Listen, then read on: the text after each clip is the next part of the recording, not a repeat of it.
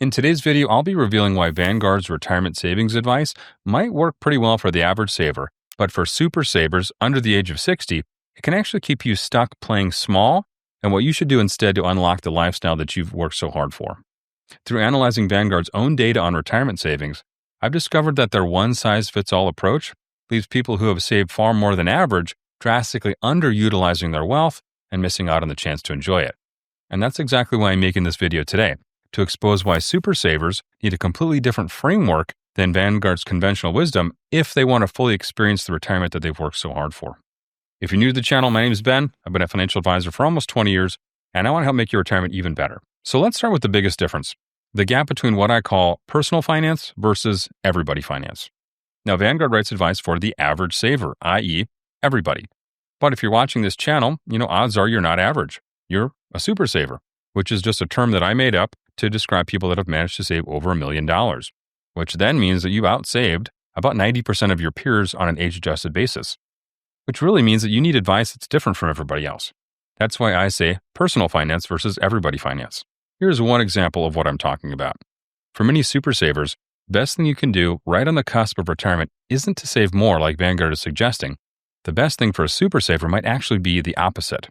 Now, I know this is going to sound like total blasphemy to a super saver, but it might actually be better for your retirement to save less or maybe stop saving entirely. I've run across this so many times in my career. A client has controlled their lifestyle creep to the point where they reach financial independence 5, maybe sometimes 10 years before their desired retirement date. They've overshot the mark significantly, right? And at that point, saving more doesn't really add a lot of value. What will add value, though, is lifestyle optimization. And I call this strategy have your cake and eat it too. Sometimes that means stopping savings for retirement entirely. Or if you can't resist the free money, maybe we just keep saving only enough to grab that employer match. Now, super savers have a very hard time walking away from free money, as I would as well.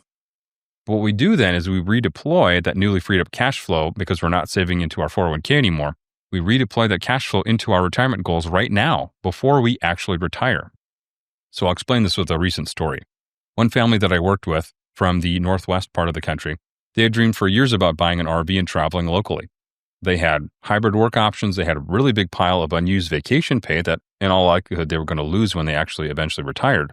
And they had the ability to drop their hours slightly, not what I would consider full part-time, but a lighter workload with fewer responsibilities.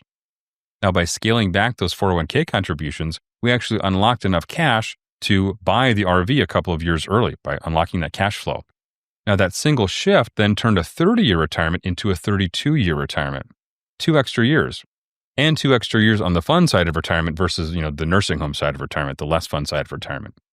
They got to travel, have adventures, enjoy some extended time off, and they still kept that safety net of their employer-sponsored health insurance and nearly full-time income, earned income. And the beauty of the plan was this. They got to test drive retirement while they're still working. So they could ask themselves, is this actually the lifestyle that I want for the next 30 years? Exploring that question while you still have a guaranteed paycheck and guaranteed benefits, that's a completely different risk package. Now, if you wait until after you quit your job, the energy around new activities is much more along the lines of, I better like this, I saved my entire life for it, and I gave up my career to pursue it. That is a massive commitment. But if you start early, like with your Have Your Cake and Eat It Too plan, while you're still working, you've got the freedom to say, you know what, I thought I would love this, but I really don't, and let's try something else. That's really what you get when you have your cake and eat it too, right? Either you pursue the thing that you know you want years earlier, or you afford yourself the ability to safely experiment with all possibilities, all while your work benefits and your income are largely intact. Now, I can already see what you're planning to type in the comments, right? These clients stopped their 401k. Well, that's not tax optimized. And you're absolutely correct. It's not tax optimized. They did pay more taxes when they stopped saving into that 401k. But in this example, we're not solving for taxes at that point. We're optimizing for lifestyle. And that's another big difference between everybody finance and personal finance for super savers, right? Super savers are a rare breed. They need rare breed type advice. And when you think about it, this isn't just about money, right? When you started saving in your 20s or your 30s or your 40s, right? And you made a sort of contract with yourself, with your younger self, about what this money was supposed to become. Most people never actually learn how to deliver on that contract, and that's an idea we'll come to later in the video. Now let's look at the second flaw, Vanguard's tax blind approach. Now, Vanguard in this article pushes Roth IRAs for everybody. But if you're a high income super saver in your peak earning years, that can very often be the wrong move. Why? Well, because deduction mode is usually more valuable. We want to maximize our 401k and our HSA deductions while our incomes are at their highest, and then undo those deductions later, either by spending down in retirement just by taking income, or by doing something like Roth conversions when we're in our lower bracket. Presuming, of course, that we're not pursuing a have your cake and eat it too retirement like we described in the last section. So back to income taxes and tax planning. Think about it. You're in your working years, right? You're paying payroll tax. You've got commuting related work expenses, maybe even some unreimbursed continuing education, wardrobe costs, right? All of those disappear in retirement. And because super savers tend to keep their lifestyle creep under control while their wages keep rising, you can see that that gap between their final working income and their first retirement budget is often pretty big, right? It's not unusual in my office to see someone finish their wage years as like $250,000 of income, but only have a retirement budget that's like between $150,000 and $200,000 in retirement. That difference in taxable income means a huge difference in effective tax rates and then actual dollars in your pocket at the end of the day. So when Vanguard says, hey, everybody should put more money in a Roth IRA, I think the reality is for super savers, that deduction mode now and then thoughtful spending and Roth conversions later, that's going to be the real wealth builder and the real wealth enjoyer. I don't think that's a word, but we're going to use it anyway. And here's the real danger. If we don't optimize this correctly, we could be locking ourselves into tens of thousands of dollars in really unnecessary taxes. I'll show you what I mean about that later on in the video. Now, by the way, if you're wondering how all of this fits into your personal retirement strategy, well, this is exactly the kind of conversations we have every day with clients. If you want a customized plan to optimize what we're talking about, taxes, retirement spending, all that, click the link in the description, book some time on my calendar, and we'll talk about it. Now, let's move on to the next big flaw. The next big flaw is timeline assumption. And that's the idea that retirement is a fixed length that has to start at either 62 or 65.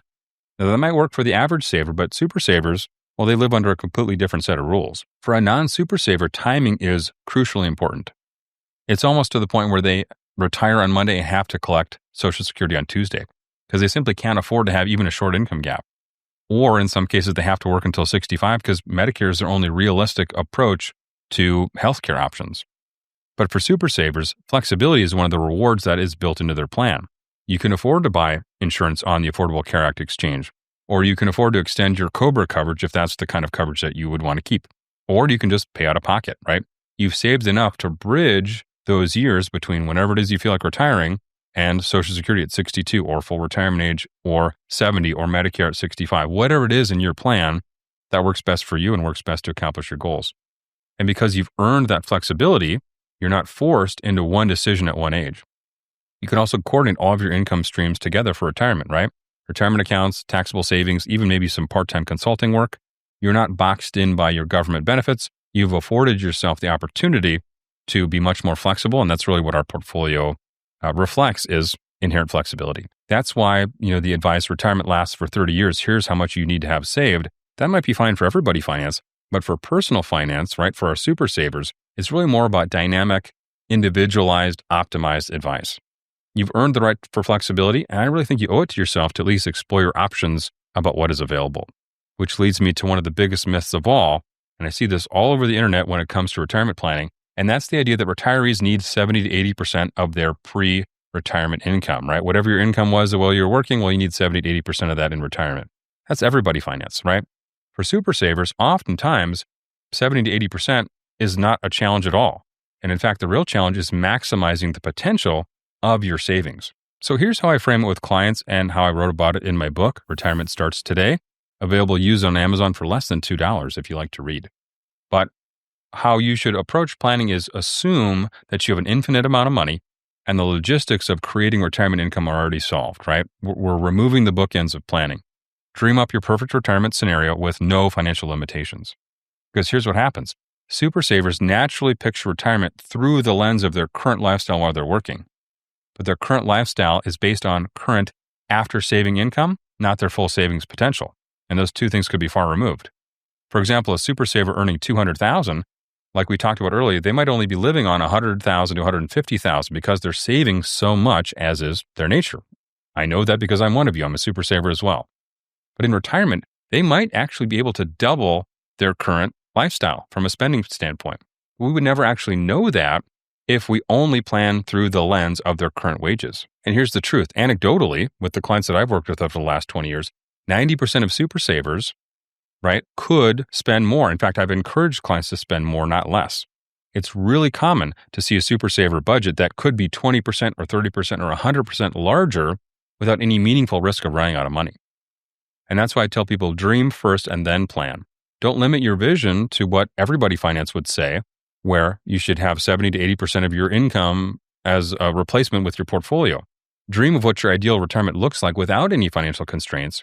And then, of course, use a plan to sanity check yourself and sanity check your math. All of this builds towards the bigger picture, which is sophisticated wealth building frameworks that replace basic advice, right? Everybody finance with personal finance. One size fits all advice like Vanguard's is entertainment, and I consume it too. I like it. I read all the personal finance stuff. But super savers actually need advice that really is 1 mile wide and 10 miles deep. You've done something extremely unique. You need a unique plan, right? You need to learn how to develop a new set of skills, not really to accumulate more wealth, right? Because that's where most personal finance articles are going to lean, is we just need to accumulate more wealth. You need something more specific than that. You need a plan to actually enjoy the money that you already have more than you need a plan to accumulate more money, honestly. And so as I promised earlier in the video, we talked about in your 20s, 30s, and 40s, you made a contract with your younger self, really whether you kind of vocalize it or realize it or not. And you said, I'm going to put this dollar away today, as difficult as it might be to do so when we're young. And I do so under the promise that someday I'm going to enjoy maybe $2, maybe $3, maybe $5 due to compounding, right? I put $1 in and I get some amount of money that's larger out 20, 30 years later. But many super savers never actually develop those skills to actually deliver on that promise to their younger selves. They stay stuck in accumulation mode well after the point where they've saved enough. Optimizing really should be your new goal. We want to optimize our taxes to free up more spending for giving or memory making. We want to break old habits that keep us from just enjoying the money that we've earned. We want to redefine spending as not an indulgence, where we might have identified it as that early on in our saving career, but it's really more about creating experiences, right? Passing lessons down, funding causes that you care about, and yes, sometimes just having fun just because it's fun to have fun. This isn't theory. This is something that I personally struggle with myself. I am a super saver. I came up with the term to describe myself, right? It takes accountability. It takes accountability from my spouse and from my friends to remind me that it is okay to spend money sometimes. And what's the alternative? Well, I think we all know super saver families, a lot of them are family members, that they never really figured this out. And they died with piles of money that they never really got to enjoy. Sure, they got to leave it to their kids and their grandkids, but those kids and grandkids might already be financially independent. I have found that super savers tend to raise super savers. That's why I often share concepts from the book Die with Zero. Would you rather leave your kids $500,000 when they're 60 or $20,000 when they're 30, and it could change the trajectory of their lives? That's the difference between giving smaller amounts of money early on in retirement or giving large amounts of money at the end of your retirement. It's also the difference between giving with warm hands and giving with cold hands. For super savers, true optimization is about timing, intentionality, and joy, not just maximum portfolio value. So when you look at Vanguard's advice through the eyes of a super saver, it becomes super clear.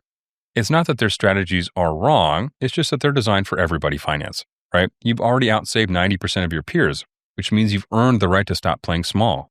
The real work now is learning those new skills of retirement, right? Keeping that contract with your younger self, using your money intentionally, and unlocking the flexibility that you've already built inside of your retirement plan. That's why I say optimization, not just accumulation, should be your focus. Optimize taxes so that you can spend more freely. Break the old saver habits that might be holding you back. Redefine spending as building experiences or passing on values, or yes, sometimes just enjoying life. Now, if you want help building a retirement plan that honors that wealth that you've created and turns into a lifestyle that you're going to love, click the link in the description, book some time with me. I'll show you how to take that super saver status and turn it into the retirement that you always promised yourself. So that's it for me this week. My name is Ben. I sure hope this video has helped make your retirement even better, and I'll see you on the next one.